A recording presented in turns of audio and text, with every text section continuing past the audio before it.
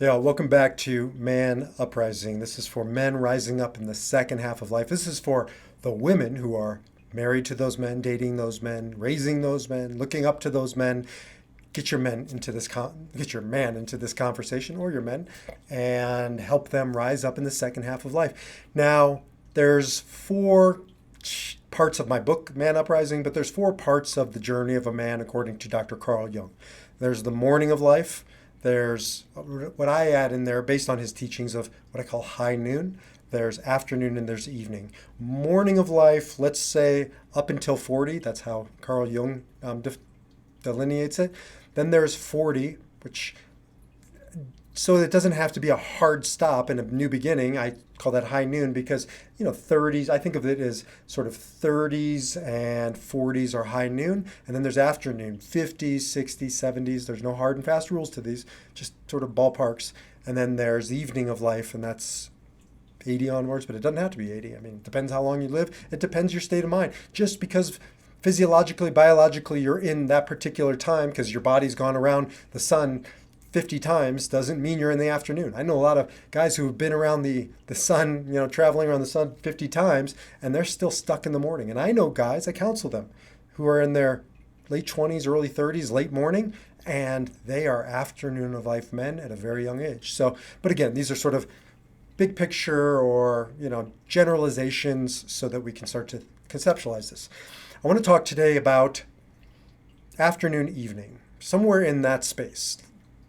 60s, 70s, 80s, more like 60s and 70s, because I'm working with a lot of guys right now who are going into retirement. And if you've listened to other videos I've done, you know how I feel.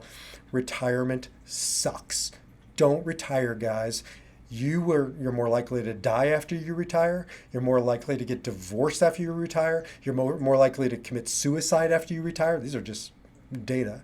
Anecdotally, when I was a rabbi, I would officiate at funerals of a lot of men somewhere, I don't know, on the other side of retirement. And, they were ascending in their life. And then you can just sort of see the hockey stick fall off. Boom. That's kind of the beginning of the end for them.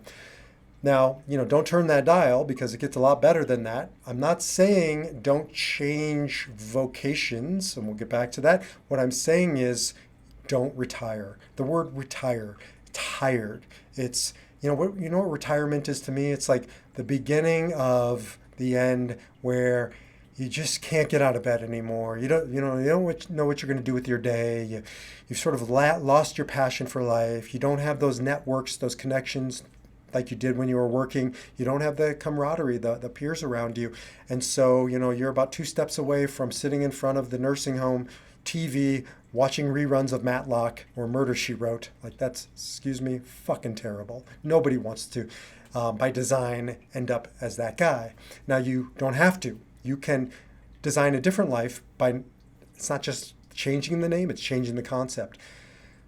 In the Hebrew Bible, I won't get too religious on you. I won't get religious at all. But the Hebrew Bible, there's no word for retirement. It doesn't exist. And when you don't have a word in a culture or in the Bible, you don't have a concept for it. That's the only reason you don't have a word. There was not a thing. Some might say, well, you only live to 40, and maybe you haven't read the Bible in a while. You live to 600. I don't think so, not really. But that's not the reason why. The reason why is because it's a foreign concept. It's a post-industrial concept that you can divide your life into these categories, and this is my youth, and this is my working education years, and this is my working years, and this is my retirement years. Life is not that compartmentalized. It shouldn't be. Not if you want to live it should be if you want to live a compartmentalized life. I don't meet people who like living compartmentalized lives, especially the dudes who say to me, I don't want to be this Joe at work and that Joe at home and that Joe with my friends and that Joe in fill in the blank setting. I want to be Joe. I want to be me. I want to express myself, uncompartmentalized in the world, whole me. I have a podcast with a great man who lives an undivided life called Scott Chapman, who calls it the open floor plan. You can listen to that podcast. Living life as an open floor plan, getting rid of those walls, those divisions, those barriers. Coming back to retirement, what does this have to do with retirement? It only exists because we say, I'm going to stop working and start retiring. ridiculous. First of all, the guys I'm working with are designing the next chapter, Re-inspirement, not retirement.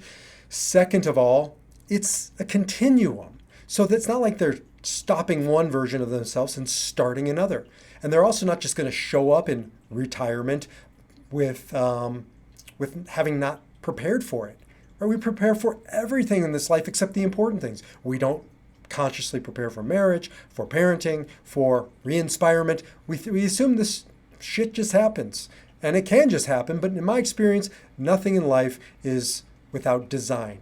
Doesn't mean you don't pivot. It doesn't mean, things don't change. But at least you have put in the effort, the energy to master the envisioning process, to look at all the possibilities that you can come up with, and then it's much easier to pivot. It's much easier to riff at that moment.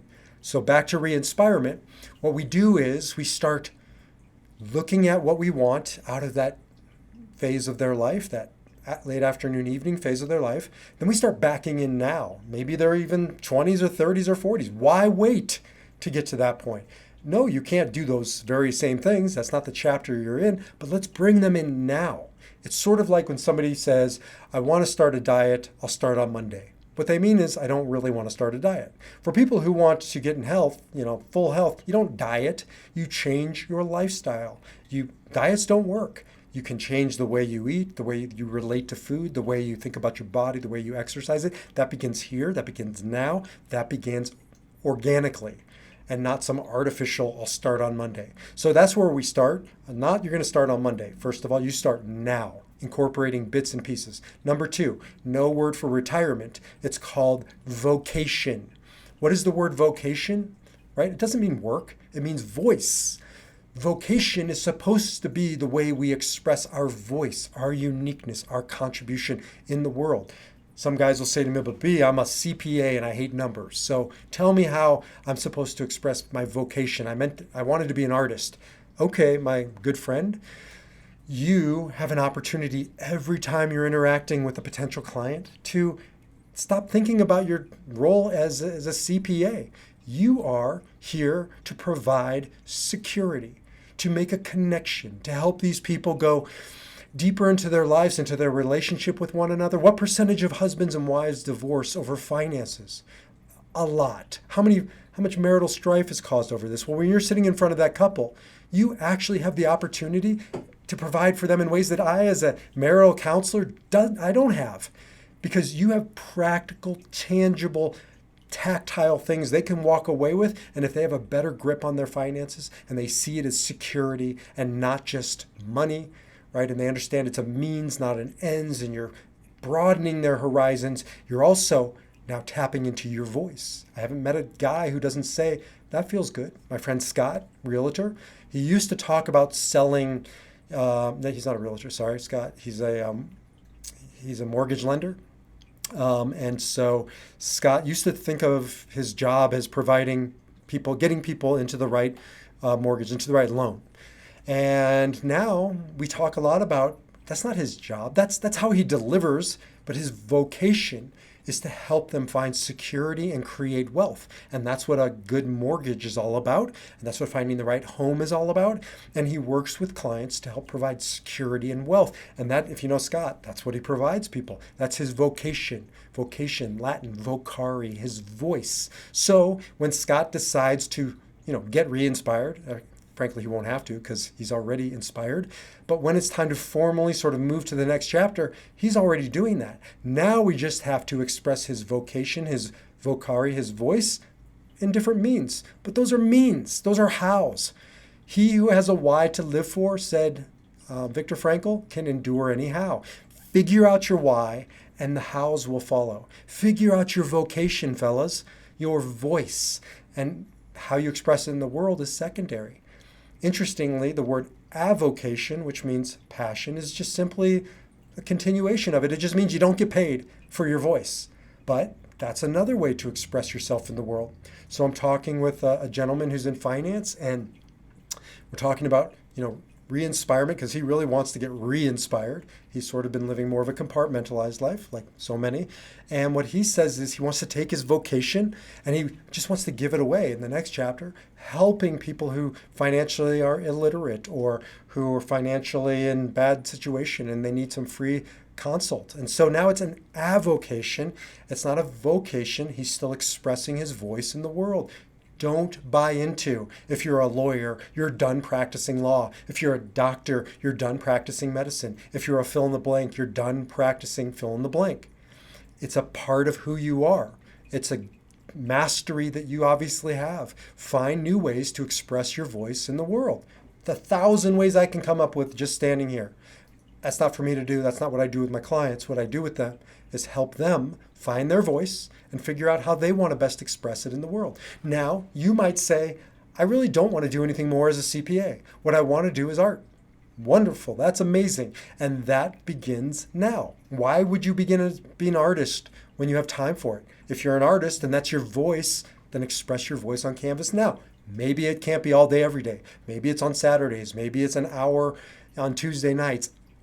Don't buy your own bullshit. We all do it. I do it. Rationalization. We can rationalize anything.